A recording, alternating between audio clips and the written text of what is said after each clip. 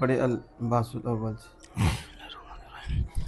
البحث الاول فی کتاب اللہ تعالی. پہلی بحث اللہ تعالیٰ کی کتاب میں.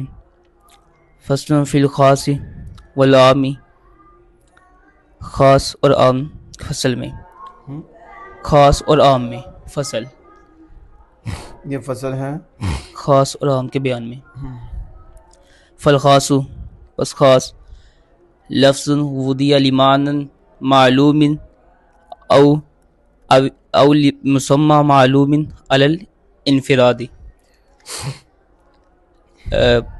خاص وہ لفظ ہے جو وضع کیا گیا معنی معلوم یا مسمى معلوم کے لیے انفرادی طور پر، جیسے ہمارا قول فی تخصیص الفرد، فی تخصیص فرد پہلے دھیان رکھ دیا فی تخصیص سل فرد زید، جسے زید فرد کو خاص ہے، تخصیص میں خاص ہے. اور فرد کی تخصیص میں اوپر ترجمہ نہیں ہوتا دیکھیے مضاف الیہ بعد میں تو اس کا ترجمہ کریں فرد کی تخصیص میں زید. جیسے ہمارا کیا نام فرد کو خاص کرنے میں زید. وفی تخصیص نوعی رجل، تخصیص نوعی رجل نو کی تخصیص میں رجل، اب آسان کر کے نو کو خاص کرنے میں نو کو خاص کرنے میں مرد رجل. وفی تخصیص الجنس انسان، اور جنس کو خاص کرنے میں انسان. والعام اور عام کل لفظ ینتظم جمع من الافراد اما لفظا و اما معنی.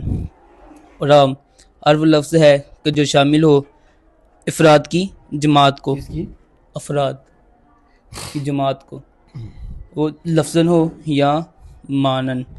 اگر لفظاً ہو جیسے قولینا، جیسے ہمارا قول مسلمون و مشرکون، یا معنن ہو جیسے ہمارا قول من اور ما. چلو بند کرو. اب کتاب کی تعریف سنائیں. کتاب اللہ کی تعریف. کتاب اللہ کی تعریف. کتاب اللہ هو المنزل علی الرسول کتاب اللہ هو المنزل علی الرسول الرسول المکتوب فی المصاحف المنقول عنہ نقلا متواترا بلا شبہات. ترجمہ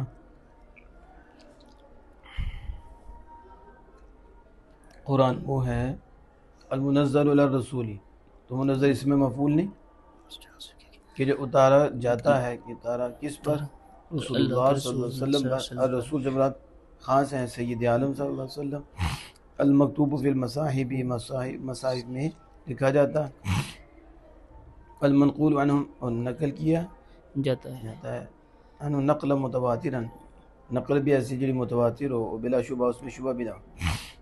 تو وہ رسول اکرم صلی اللہ علیہ وسلم اتارا گیا ہے اور مصاحف میں لکھا گیا ہے، اور اس نقل کیا گیا ہے، نقل بھی متواتر، شبہ کے بغیر.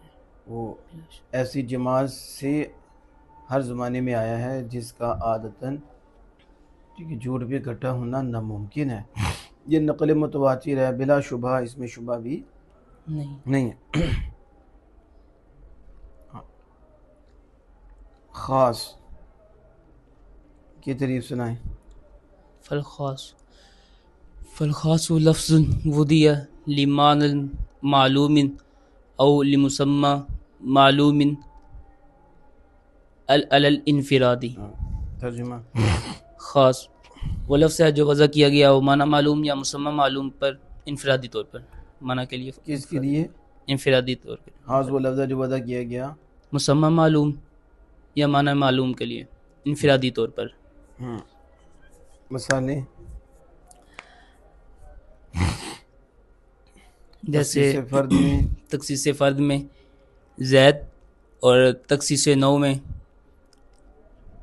رجل، اور تخصیص جنس میں انسان.